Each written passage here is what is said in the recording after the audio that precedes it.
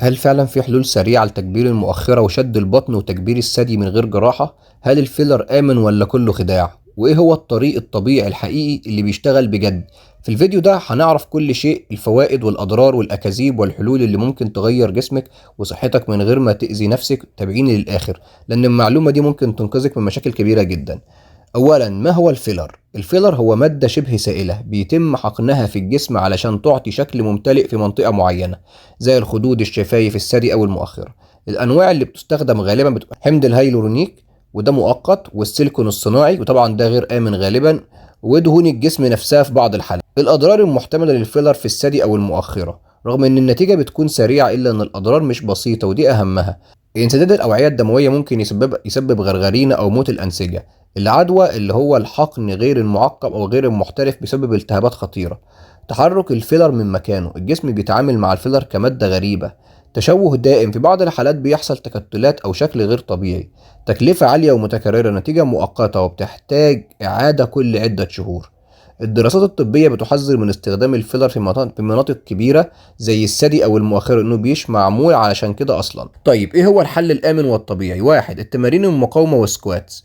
تمارين زي السكوات والاندفاع وتمارين الرفع الحوض بتساعد على تضخم عضلات المؤخرة وشد البطن. مثال روتين أسبوعي بسيط: يومين سكوات، يومين تمارين البطن، يومين كارديو لحرق الدهون. الأكل الصحيح رقم 2: البروتين بيض وصدور دجاج وتونة وعدس. والدهون الصحية أفوكادو وزيت زيتون ومكسرات. والكربوهيدرات المعقدة اللي هي الشوفان والبطاطا والرز البني. احنا كل ده بنتكلم عن ايه؟ عن التكبير الآمن والحل الآمن. رقم 3: الأعشاب والمكملات المساعدة بتأثير بسيط وليس سحري. الحلبة تأثيرها ضعيف لكن بتنشط الهرمونات. الحبة السوداء مع العسل. مكملات الكولاجين زائد فيتامين إي.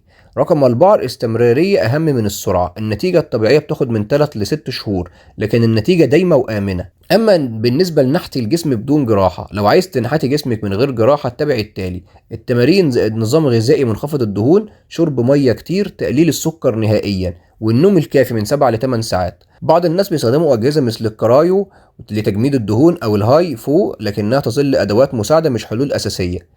تحذير مهم جدا: عمليات النفخ او التجميل السريع بقت موضة، لكن الحقيقة ان معظمها بيكون فيه مخاطر مخفية.